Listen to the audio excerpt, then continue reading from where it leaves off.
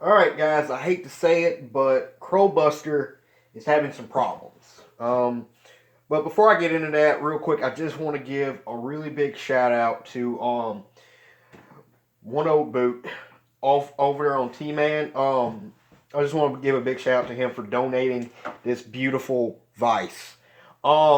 He's been watching my videos for a while, he said, and he inboxed me on Trapperman after the last video.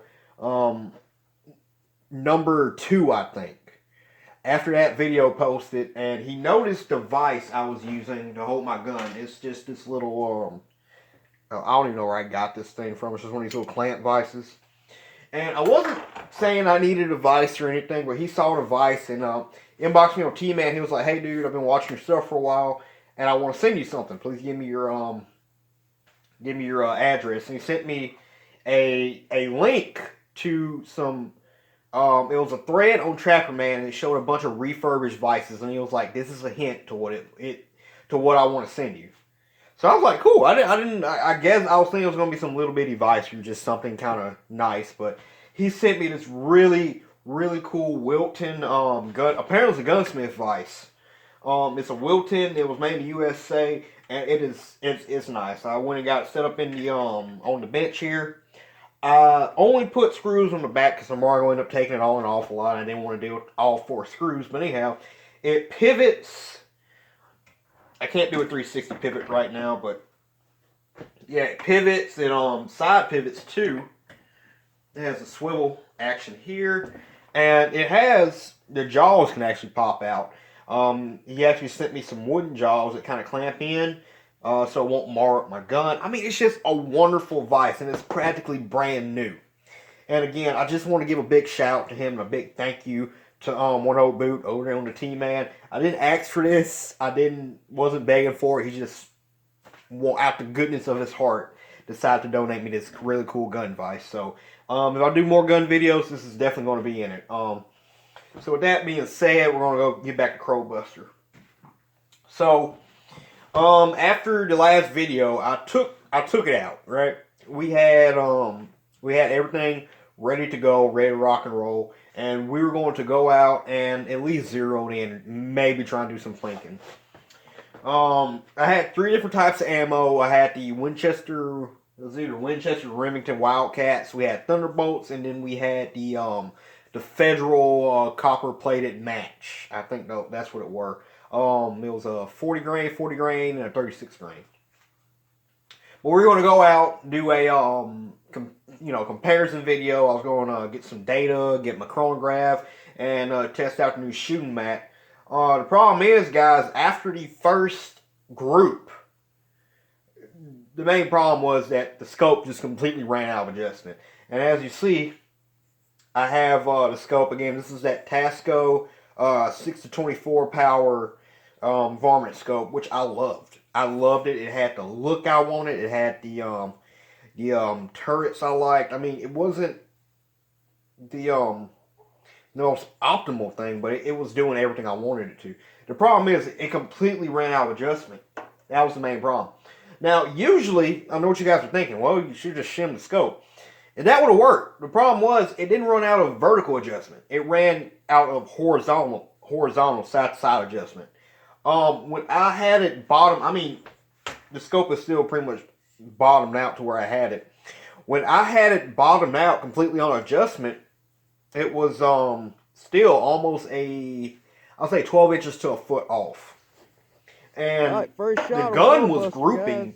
pretty well for what it is. I mean, I didn't even get to try any other ammo. I was with the Wildcats, and they were grouping at, it was like 37 Dang, that yards. song going And I was quiet. still trying to get used to the gun, because again, I haven't shot this gun in like 6 years. I was still trying to get used to it, but I was averaging pretty decently, especially after getting all the fouling shots and stuff out the way. And it was grouping decent, but I just could not get it zero because I had no adjustment. And I came back and of course I tried to shim it, but winded shimming just isn't a thing apparently. I tried and it just didn't work. So that's our main problem right now that's holding us back is the scope. Now, with that being said, I went on T-Man, I asked about it, And a lot of the guys were saying, hey, check your rings, check your base, make sure everything's tight. The base, still that EGW base, tight. None of the screws backed out. Everything's been Loctited down. I mean, it's pretty solid up here. I made sure to check the rings. Again, these were Allen rings, if I remember correctly. Just the Walmart Picatinny slash Weaver rings, 1-inch rings. And these were tight as well. I couldn't move the scope around. Everything was fairly centered up. I mean, I think I did a pretty good job. And what it is, the scope was just out. So I had some guys recommend a pair I think it was Green Country Pete. Dude has always helped me out. Really appreciate all of your help, man. He always gives me advice when I ask a question about guns. He suggested a pair of Millet rings that had a windage adjustment on it. But by the time I actually got to Amazon to find them and actually order them, they were out. And I figured this being a 1-inch tube scope, for what I wanted to do, I was just going to run out of adjustment regardless. So I looked around and I came up with 3 to 4 possibilities for a scope. Now, guys, I really did not want to spend a lot of money on a scope. I wanted to keep this kind of a budget use type thing. You know what I mean? Kind of a parts cobbled together thing to shoot crows. But for what I wanted good tracking. I wanted that sunshade / link target varmint look. I didn't want like these big honking, like illuminated red. I didn't want any of that. I wanted a mil dot reticle. I wanted second focal plane, which I know is weird. I know it's weird, but for this particular build, I wanted a second focal plane. I wanted a mil dot reticle, not a Horus, not a Night Force GT, whatever, like jet fighter looking thing. Didn't want that. Just wanted a standard mil dot. And I wanted those semi-target turrets that I could adjust with the good tracking. And for what I was finding, the only scope I could really find that had what I wanted, actually had 3 options that were close, was the Simmons Pro Target or Simmons 44 Magnum. The Social Aggressive did a cool video where he did like the $500 for a 1,000-yard target rifle build.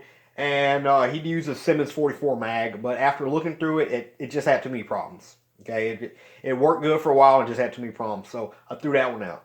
Then Simmons has a Pro Target, which I actually have on my Grendel. I'll show it to you. Yeah, this is the Simmons Pro Target. This is a 9 to, I think this is the 3 to 12, or 3 to 9. And this is the Pro Target on the Simmons. It's a mil dot, 30 mil tube, and it has the adjustable turrets. And it's a mil reticle. It's what is this? 1/10 mil adjustments and has a mil dot reticle, second focal plane. Works great. So far, everything I put through on this little Grendel pistol, it's worked wonderful. I haven't stretched it out, but I haven't stretched it out past 100 yards. But I mean, so far, for everything I've been doing, it's been working good. Tracks pretty reliably. The problem is it doesn't have an adjustable objective. And for what I was wanting to do with this gun, I really wanted to be as accurate as possible. And now guys, I've used non-adjustable objective scopes for most of my life. Point blank, I have.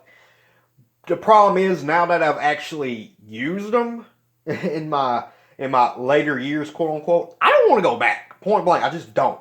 And this being a 22, I'm going to be in the 50 with this particular build. I'm probably not going to shoot closer than 50 yards. So it's going to be the 50 to 100 to 150 yard range. But I still want that adjustable objective because it just makes shooting and zeroing out at close range so much easier. So I had to kick that scope out. I mean, if I really came down to it and I just couldn't do anything else, that scope has a price point. The I think it's the 4 to 12 version of it at Walmart right now. It's like $89. I would have picked it up like that if I didn't have any other choices. Then we had the Monstrum. I think I was looking like the Alpha. I think it was like a 4 to 16 by a 44. Can't quite remember. But Amazon had it for like, I think it was like $146. That was kind of above my budget. And it had too much of a tactical look. I was looking for this. Okay, I mean it had everything else. 30 mil tube, side focus. It had the turrets, but it didn't have a mil dot reticle. It had some kind of H dot. Some I really couldn't use for ranging that well, or at least some I wouldn't be too used to. It was a little. It looked a little too complicated for me, and then it had this really tactical look. I just didn't want it on here. So I'm putting that on the back burner for maybe another build, but for this I didn't want it. And my third option was the what I went with, what I ordered was the Mueller. It was the ATP Tactical 4 to 14 by 44 if I remember correctly. And I'll be posting a picture. I should be posting pictures of all these scopes I'm talking about.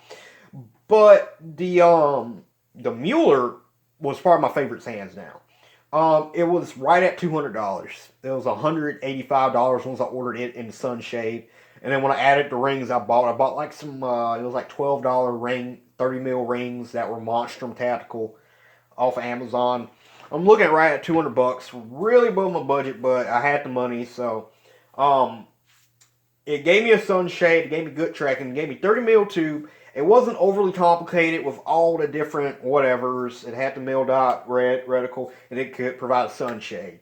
And I figured I might as well just go ahead while I have it now. And it was on sale. It was like regular $194 or something like that, MSRP, and they had it for $174. So I just went ahead and bought it. So that's what I did.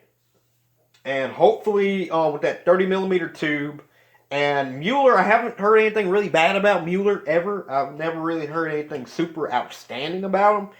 But I feel they're kind of, from everything I've read about them, they're kind of like the SWFAs. They're there, they do it, but it's not like it's a Night Force or a Weaver Target or something like that. They're just kind of there in the periphery and they work. So that's going to be the scope. It should be here in the next few days. And when it gets there, we're probably going to repaint the rifle to repaint the scope. So it has a limited lifetime warranty, which is good. The other two don't. They have like 2-year warranty. So that's another bonus. So I figured go ahead and buy quality. Go ahead and get it done. Now, the second problem I had was with the bipod. Now, guys, this was the bipod we had on here. This is a Caldwell, I forgot the actual name of it. It's been spray painted over. But this is basically Caldwell's version of the Harris. And guys, to be honest with you, I've loved this bipod. I really have. I've had it for like the last 4 years. I mean, I've put this bipod through some crap, guys. I've shot it on everything from my 30-06, my Mosin, my SKS, my air rifles, my 22s. This little bipod has been on all of them. And I love it. The problem is, though, it's gotten to the point where it just plain will not stay on the swivel stud. I don't know why. I've tried tweaking the little clamps here. As you can probably see, I tried bending them in some. I think it's because the little rubber came off. I'm not sure, but it's just gotten to the point where I need to put it up till I can fix it. And I could not load it. I couldn't do anything. So I took it off. And for the time being, I got this, this is a Champion bipod. I really don't like it that much. It's one of the few bipods that swivels that you can get cheaply. I don't know why budget bipods don't freaking swivel. It's an anathema to me that they won't add this simple swivel feature. I hate a fixed bipod, but this is going to be what's on it. I ordered a new bipod. It's one of the Chinese knockoffs of the Harris. It's pretty much the Caldwell, but it's like a TWOD something. I paid like $27 for it. It should be here about the same time the scope gets here, but until then, I'm going to be using this. Again, it's a Champion. It does not have the notch legs, but I mean, I got to pull it out. Once I pull it out to where I want it, I basically tighten it like this. And it's kind of a pain to set up, but it works. I will say I do like it ever since I modified it, because I put these, what these are archery field tips. I got this tip from the guys on the Sniper's Hide. I saw something they did. And what I did here is I just took These are archery field tips, and I trimmed them down a little bit. Drilled a hole through the feet, and I stuck them through there, and I 5-minute epoxied everything. So, I mean, it gives you those really good points to dig into the ground. Not necessary, if you ask me, on a 22 bone larger calibers. It's pretty decent. So, if that scope does not, I mean, not the scope, if the bipod doesn't come in at the time I was hoping, by the time the scope comes in, I'm just going to be rocking that. But yeah, just kind of a little update video. I'm sorry that these are kind of coming out a little irregular. But yeah, so, again, Crowbuster has a little problem, but I got everything ordered in, so hopefully by Friday, we should be able to have some video, some really good video of us actually being able to zero and group and test our rounds and get some data. So, with all that being said, sorry if I sound a little lethargic, guys. It's been kind of a long day, but I want you guys to take it easy. If you guys have any recommendations or some stuff y'all want to see, hit me down in the comments. I have been getting better with all the new videos. I've been trying to answer, I've been trying to at least respond to all the comments within, a day or so of them being posted. So, I will be trying to do more trapping videos. The materials for some various things I wanted are not in stock right now, so I want to wait. And I'm probably not going to be able to be trapping this year, so I'm sorry, but I'm still going to try and do something. So, again, with all that being said, I want you guys to take it easy and just let me know what you think. So, peace.